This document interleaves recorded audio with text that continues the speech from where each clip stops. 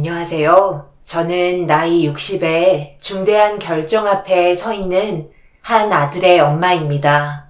지금 현재 어떠한 결정도 내릴 수 없는 상태로 많은 갈등과 고민을 하고 있는 상황이다 보니 여러분들의 의견이 절실하게 필요합니다. 제가 올바른 선택을 할 수 있었으면 좋겠어요. 여기에 사연을 신청하게 된 이유는 아들과 며느리의 관계 때문인데요.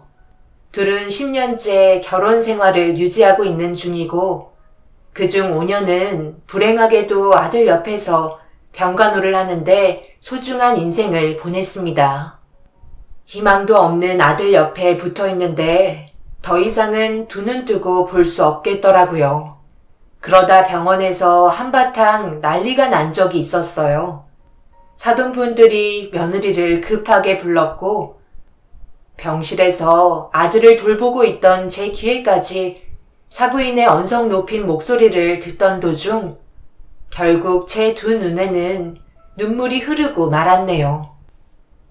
엄마도 더 이상 못 참겠다. 5년이나 기다렸으면 됐잖아. 아무리 사랑했던 사이라 해도 이건 아니라고 생각한다. 언제 깨어날지도 모를 식물인간 상태에서 조금의 희망이라도 있으면 내가 이런 말도 안 하지. 5년이나 지금이나 달라진 건 전혀 없잖아. 그런데 그걸 언제까지 지켜보고 있으라는 거야? 엄마가 이렇게까지 화를 내는 이유 너도 잘 알고 있지? 엄마 마음 모르는 거 아니에요. 그렇다고 이대로 등 돌릴 순 없잖아요. 저 사람이랑 함께한 세월이 있는데 어떻게 그래요? 만약 아빠가 식물인간 상태이면 엄마가 말씀하신 것처럼 인연 끊고 살 수 있으시겠어요? 그렇게 못하시잖아요. 제발 여기에서까지 이러지 마세요. 병실 안에 시어머니 계신다고요. 엄마 마음 이해 못하는 거 아니에요. 한 서방 믿고 기다려주세요. 분명 좋아질 거예요.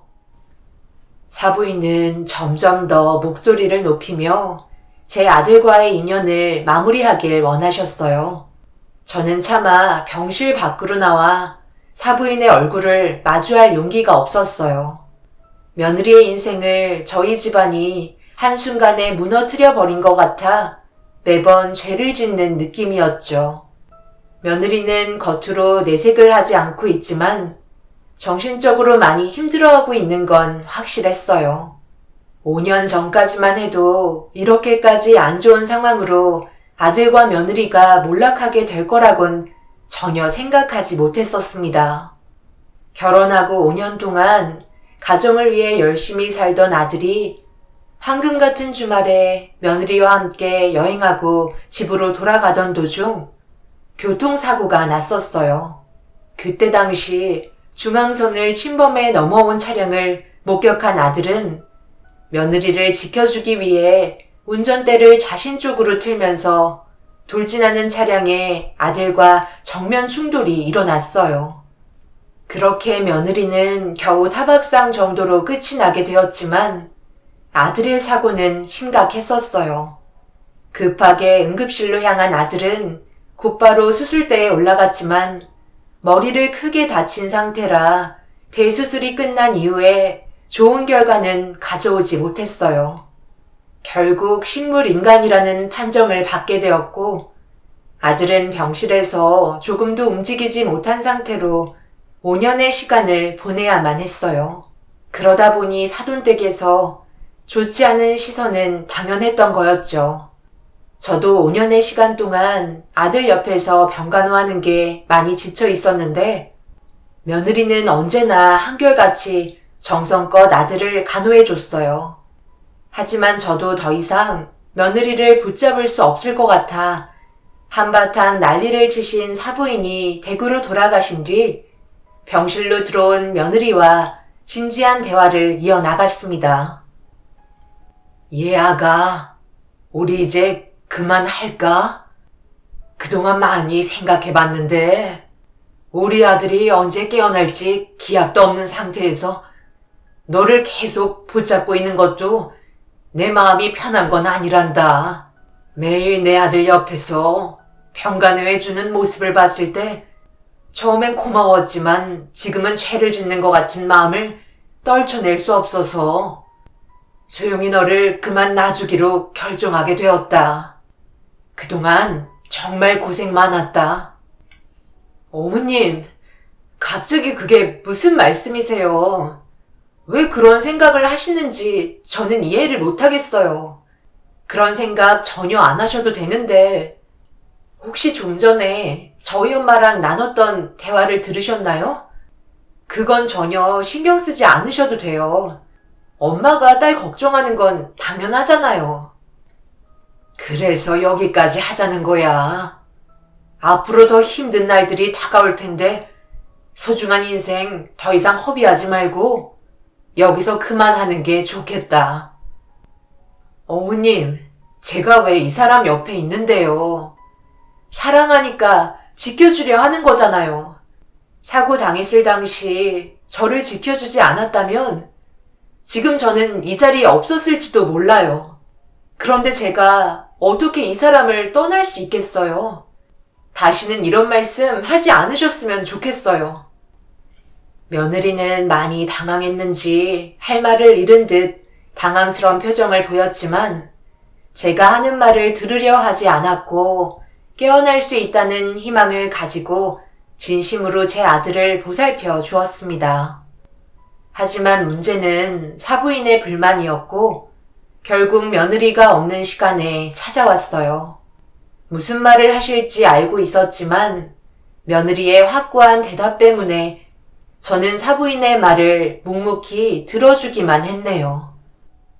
사돈, 제가 직접적으로 이렇게 찾아와서 말을 해야 돼요? 1, 2년도 아니고 5년입니다. 그동안 제 딸이 얼마나 힘들었는지 알고 계시잖아요.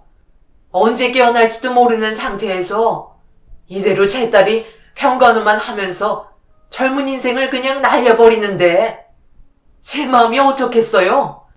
하루도 편했던 적이 없을 만큼 정신적으로 너무 힘이 든 상태입니다. 그만 제 딸 좀 놔주세요. 그렇잖아도 여기까지 하자고 얘기했었는데 소영이가 절대 제 아들 곁에서 떨어지지 않겠다며 제 말을 들으려 하지 않더라고요. 사부인 마음 충분히 이해하고 있어요. 제가 사부인 입장이었다면 저 또한 똑같이 행동했을 겁니다. 그래서 소영이를 보내주려 했는데 제 아들과 떨어지기 힘들어하는 것 같더라고요. 정말 죄송합니다.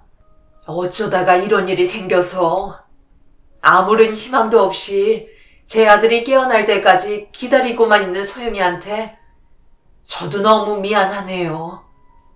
최대한 설득시켜서 꼭 돌려보내겠습니다. 오죽했으면 찾아왔겠어요. 제가 지금 얼마나 답답한지 사도는 이해하시죠? 한서방이 소영이를 지켜주기 위해 돌진하는 차량을 자신 쪽으로 틀었다는 건 저도 정말 고맙게 생각하고 있어요. 하지만 지금 이런 상황을 한서방이 원하는 걸까요? 몸은 움직일 수 없지만 식물인간은 두 귀가 열려 있다고 하던데 그럼 저희가 나누는 대화도 듣고 있겠죠. 분명 소영이가 행복하게 잘 사는 모습을 한서방도 바랄 겁니다. 자기 옆에서 평간호 해주는 건 원하지 않을 거라고요. 올해는 무조건 정리해줬으면 좋겠네요. 둘 중 하나는 정상적인 삶을 살아야 하지 않겠어요?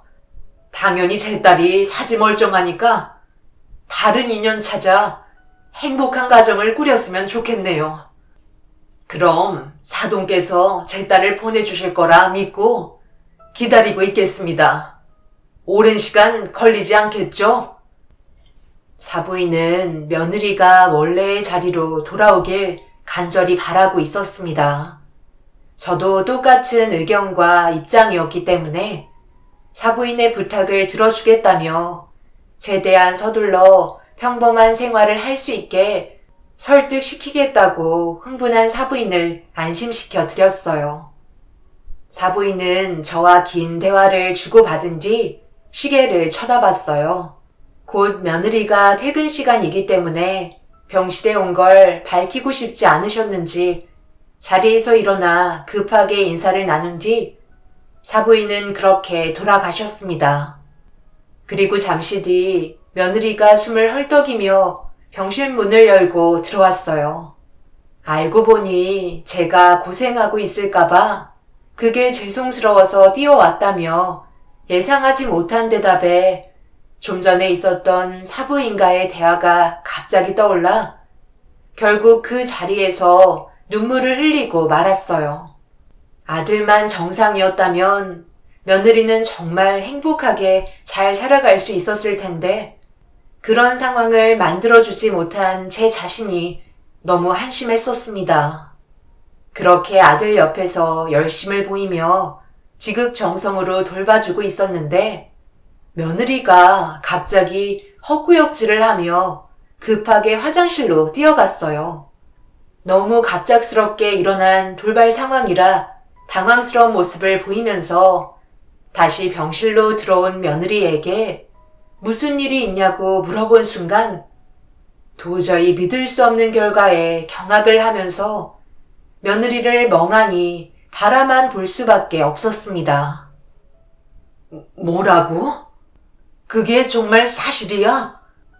어떻게 이런 일이? 정말 내 아들의 아이를 가졌다고? 수영아, 너는 내 아들과 결혼하기 전부터 자궁수술을 했었다며. 그래서 아이를 가지지 못하는 상황 아니었어? 그런데 갑자기 내 아들의 아이를 가졌다는 말을 하니 내가 얼마나 당황스럽겠어. 방금 한 행동이 입덧이었다니 정말 믿기지가 않는구나. 지금 꿈을 꾸고 있는 게 아니지? 네, 사실이에요. 이 사람의 아이를 임신한 상태예요. 산부인과에서 예전에 자궁이 2개라 계속해서 몸에 불균형이 오길래 한 개를 절제해야만 했어요. 아무래도 정상적이지 못했던 몸이라서 생성이 되는 난자의 상태도 남들과 달랐기 때문에 임신이 안 될 가능성이 높다고 했었어요. 그런데 몇 달 전에 남편이 혹시 모를 일을 대비해 예전에 냉동정자를 보관해 둔 적이 있었는데 그 기간이 최대 15년밖에 안 된다고 하길래 저도 나이가 있고 이 사람 아이를 현재 가질 수 없는 상태이다 보니 어차피 나중에 버려지게 될 바엔 시도라도 해보는 게 좋을 것 같아 어머님께는 비밀로 하고 아이를 가지기 위해 냉동 보관된 정자로 임신을 시도하게 되었던 거예요. 그런데 제 몸도 온전치 않은 상태라 임신을 해도 유산될 확률이 높다는 의사의 말에 어머님께는 임신 상태에서도 말씀드리지 못하고 있었는데 입덧이 너무 심해서 결국 임신 사실을 알려드릴 수밖에 없었네요. 자궁이 2개였다니 말도 안 돼. 정말 이런 경우도 다 있는 거야? 그런데 앞으로 어떻게 하려고 혼자서 이런 중요한 문제를 결정한 거야? 보다시피 내 아들은 일어나지 못하는 상태인 걸 알면서 상황을 더 힘들게 만들면 어떡하니? 왜 그렇게 생각하세요? 저는 어머님과 반대되는 생각을 가지고 임신을 시도한 건데요. 제가 이 사람 아이를 가졌다는 사실을 듣게 되면 어떻게 해서든 일어나려고 노력할 거라는 걸 저는 믿고 있어요. 그래서 이런 결정을 내린 거예요.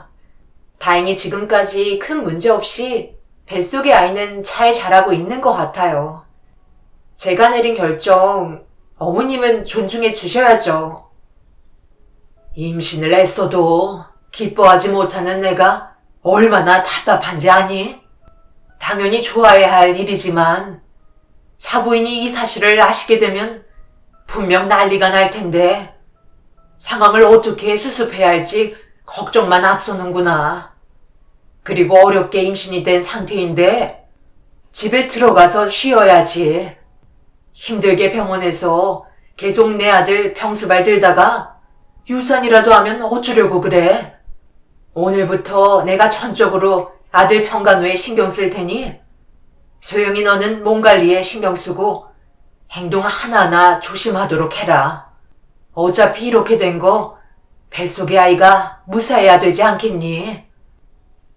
며느리는 제 아들의 아이를 원했었고 결국 돌발 행동을 하게 되면서 이미 엎질러진 물이라 현실을 받아들여야만 했기에 사부인이 뒤늦게 알게 되는 것보다 하루라도 빨리 사부인께서도 마음의 준비를 하시는 게 좋을 것 같아 제가 먼저 연락을 드렸고 단둘이 진지한 대화를 나누기 위해 약속 장소에서 사부인의 얼굴을 다시 마주했습니다. 표정은 좋지 않았지만 그래도 모든 걸 털어놔야만 해서 며느리가 제 아들의 아이를 임신했다며 어떤 상황이었는지 침착하게 설명을 하기 시작했습니다. 뭐라고요? 그래서 정말 임신이 가능했다는 말이에요? 그런데 이런 중요한 일을 양가 어른에게 한마디 상의도 없이 결정을 지을 수 있는지 너무 당황스럽네요. 한서방이 저렇게 누워있는 상태에서 앞으로 더 안 좋아지기만 할 텐데 이런 결정을 내렸다고 한서방이 일어날 수 있겠어요? 제가 하도 정리하라고 얘기하니까 소영이가 이런 행동을 한 것 같은데 이제 와서 난리를 쳐봤자 뭐 하겠어요. 그렇다고 달라질 것도 없잖아요. 일단 소영이 몸 상태가 우선이잖아요. 사부인도 많이 당황스러워했지만 생각보다 침착한 반응을 보여줘 놀라울 뿐이었어요. 그래도 임신했다는 거에 더 큰 중점을 두시는 것 같아 보였습니다. 다행히도 큰 문제 없이 대화를 잘 풀어나갈 수 있게 돼서 어느 정도 안심하고 있었는데 병원에서 갑자기 급한 전화가 오게 되었고 저와 사부인은 서둘러 병원으로 향했습니다. 아들에게 문제가 생겨버린 상태였죠. 그렇게 병원에 도착해 갑작스럽게 닥친 상황에 대해 설명을 듣고 있는데 말도 안 되는 진단 결과에 그 자리에서 털썩 주저앉고 말았습니다. 그래도 날이 가면 갈수록 좋아질 거라 생각했던 아들의 몸 상태는 점점 더 악화만 되어 가고 있었고 5년 전 뇌 수술을 받았던 자리에 약간의 문제가 생겼는지 식물인간과 뇌사 상태의 중간 상황에 놓여 있었고 그동안 아들이 오래 버텨왔었지만 어쩔 수 없이 마음의 정리를 해야 할 것 같다는 의사의 말에 결국 오열을 하고 말았습니다. 확실하게 뇌사 판정이 내려지면 길어야 한 달이라고 마음의 준비를 하라는데 이 사실을 어떻게 며느리에게 전달해줘야 할지 몰라 걱정부터 앞섰습니다.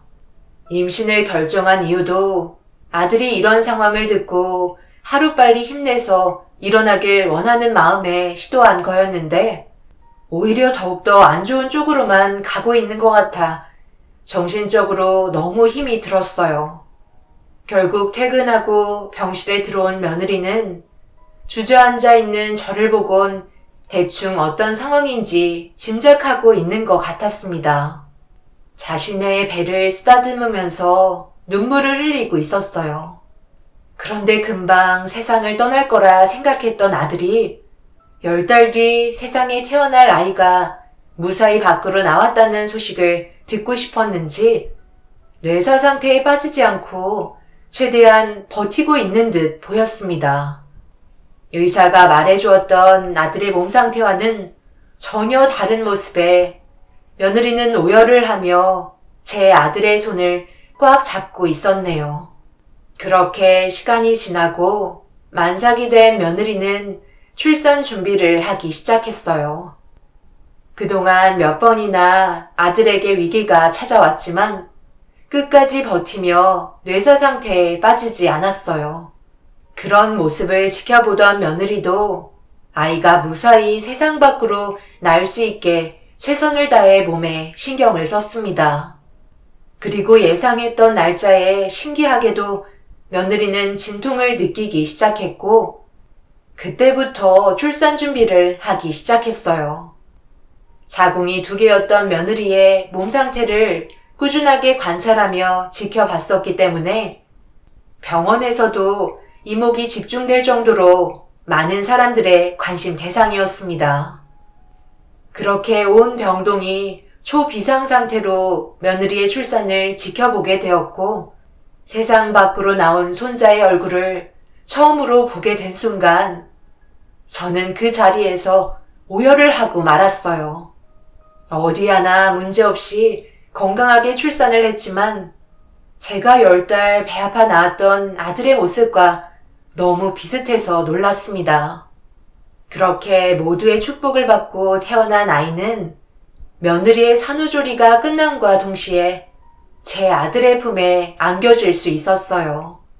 자신의 아이를 안아볼 수 있었다는 거에 만족했는지 오랜 기간 버텨온 아들은 결국 몸에 이상 반응이 오게 되면서 뇌사 판정을 받게 되었습니다. 그런데 문제는 저에게 또 다른 아픔을 주게 되는 결정을 내려야만 하는 순간이 찾아왔네요. 일단 뇌관을 비롯한 뇌 전체의 기능이 중지되어 있는 상태로 자발 호흡이 불가능하고 의식 회복 가능성도 나타나지 않아 뇌사 판정위원회 소집 결과 만장일치로 뇌사 판정이 내려졌습니다. 이제 정말 아드님을 떠나보내셔야 되는 준비를 하셔야 되지만 아드님 생의 마지막 숨이 다른 이들의 새로운 시작이 될 수도 있습니다. 전혀 강요는 아니고 부담 갖지 않으셔도 됩니다. 세상을 떠나기 전에 아드님의 소중한 일부가 다른 환자들에게는 절박하고 다시 시작할 수 있는 희망이거든요. 하지만 많은 분들께서 기증을 꺼려 하시는 게 현실입니다. 자신이 사랑하는 사람의 신체의 일부가 훼손되기 때문에 심리적으로 저항감이 생기는 건 당연합니다. 하지만 많은 환자분들이 아드님의 도움을 간절히 기다리고 있습니다. 아들이 뇌사 판정을 받게 된 이후 의사는 여러 가지 안내사항을 알려주었고 그에 따른 고민에 빠져있는 상태입니다.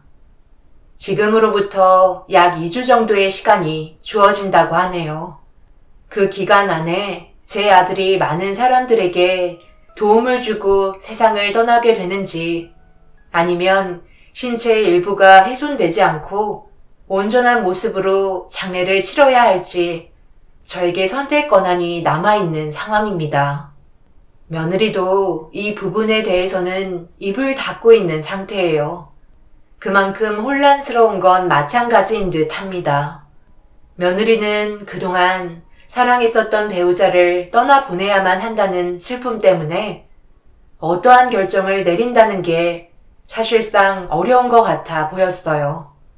그런데 어제 아들 손을 잡고 눈물을 흘리고 있는 저에게 조심스럽게 다가와 제 손을 잡아준 며느리가 입을 열었습니다. 어머님, 지금 많이 힘드신 거 저도 알아요. 저 또한 이 사람을 떠나보내야 한다는 게 너무 마음이 아프거든요. 당장이라도 눈을 뜨고 일어날 것만 같은데 당연히 현실을 받아들이기가 너무 힘들죠. 그래도 저희 5년 넘게 이 사람과 함께하는 동안 어느 정도 마음의 준비는 하고 있었잖아요. 저도 지금 많이 혼란스러운 상황이에요. 하지만 이 사람의 도움으로 많은 분들이 새 삶을 살아갈 수 있다는 건 그 또한 축복 아닐까요?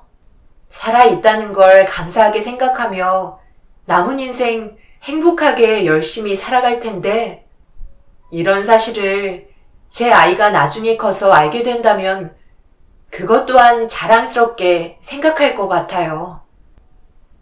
그래, 나도 충분히 많은 생각을 하고 있긴 하지만 내 아들의 신체가 훼손된다는 게 너무 마음이 아프구나.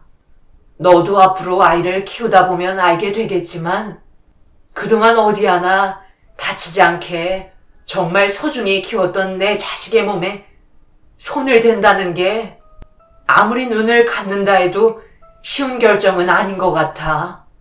그래서 쉽게 기증하겠다는 말이 나오지 않는 거야. 분명 내 머리는 좋은 일이라고 하지만 마음은 또 그렇지가 못하네. 온전한 몸으로 떠나보내고 싶은 마음도 있는데 그렇다고 내 아들의 도움을 간절히 바라고 있는 분들에게 등을 돌리자니 그것 또한 사람의 도리가 아닌 것 같다. 어떤 선택을 해야 옳은 건지 너무 괴롭고 혼란스럽구나.